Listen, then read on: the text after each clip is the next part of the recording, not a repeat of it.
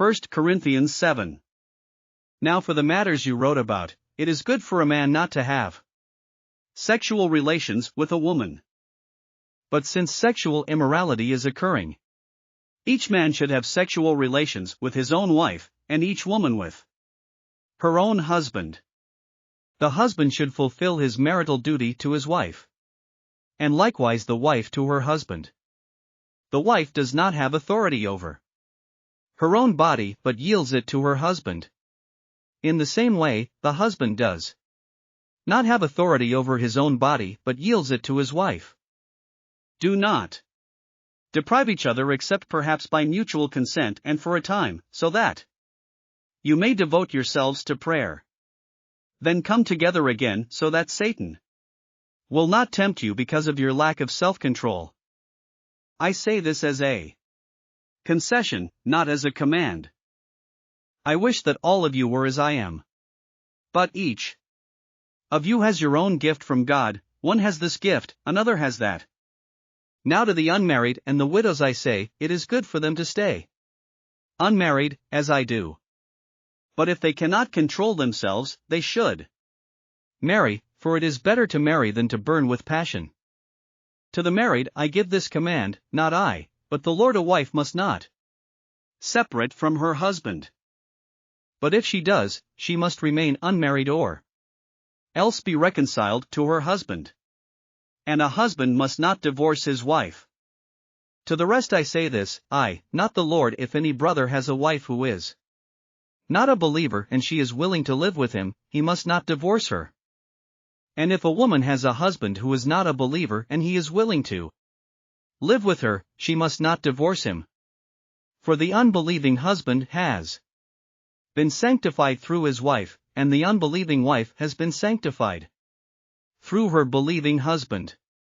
Otherwise your children would be unclean, but as it is, they are holy. But if the unbeliever leaves, let it be so. The brother or the sister is not bound in such circumstances. God has called us to live in peace. How do you know, wife, whether you will save your husband? Or, how do you know, husband, whether you will save your wife? Nevertheless, each person should live as a believer in whatever situation the Lord has assigned to them, just as God has called them. This is the rule I lay down in all the churches. Was a man already circumcised when he was called? He should not become uncircumcised. Was a man uncircumcised when he was called? He should not be circumcised. Circumcision is nothing and uncircumcision is nothing. Keeping God's commands is what counts. Each person should remain in the situation they were in when God called them. Were you a slave when you were called? Don't let it trouble you, although if you can gain your freedom, do so. For the one who was a slave when called to faith in the Lord is the Lord's freed person. Similarly, the one who was free when called is Christ's slave. You were bought at a price. Do not become slaves of human beings. Brothers and sisters, each person, as responsible to God, should remain in the situation they were in when God called them. Now about virgins, I have no command from the Lord, but I give a judgment as one who by the Lord's mercy is trustworthy. Because of the present crisis, I think that it is good for a man to remain as he is. Are you pledged to a woman? Do not seek to be released. Are you free from such a commitment? Do not look for a wife. But if you do marry, you have not sinned, and if a virgin marries, she has not sinned. But those who marry will face many troubles in this life, and I want to spare you this. What I mean, brothers and sisters, is that the time is short. From now on, those who have wives should live as if they do not. Those who mourn, as if they did not. Those who are happy, as if they were not. Those who buy something, as if it were not theirs to keep. Those who use the things of the world, as if not engrossed in them. For this world in its present form is passing away. I would like you to be free from concern. An unmarried man is concerned about the Lord's affairs, how he can please the Lord. But a married man is concerned about the affairs of this world, how he can please his wife.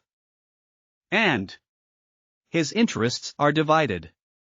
An unmarried woman or virgin is concerned about the Lord's affairs. Her aim is to be devoted to the Lord in both body and spirit. But a married woman is concerned about the affairs of this world, how she can please her husband. I am saying this for your own good, not to restrict you, but that you may live in a right way in undivided devotion to the Lord. If anyone is worried that he might not be acting honorably toward the virgin he is engaged to, and if his passions are too strong and he feels he ought to marry, he should do as he wants. He is not sinning. They should get married. But the man who has settled the matter in his own mind, who is under no compulsion but has control over his own will, and who has made up his mind not to marry the virgin, this man also does the right thing. So then, he who marries the virgin does right, but he who does not marry her does better. A woman is bound to her husband as long as he lives. But if her husband dies, she is free to marry anyone she wishes, but he must belong to the Lord. In my judgment, she is happier if she stays as she is, and I think that I, too, have the Spirit of God. Thanks for listening to another chapter of the Bible. At My Faith Fuel, we believe a good coffee fuels your faith and energizes your day. Please visit myfaithfuel.com to explore our delicious coffee blends. Part of each purchase goes to training worshipers around the world. Thanks for listening.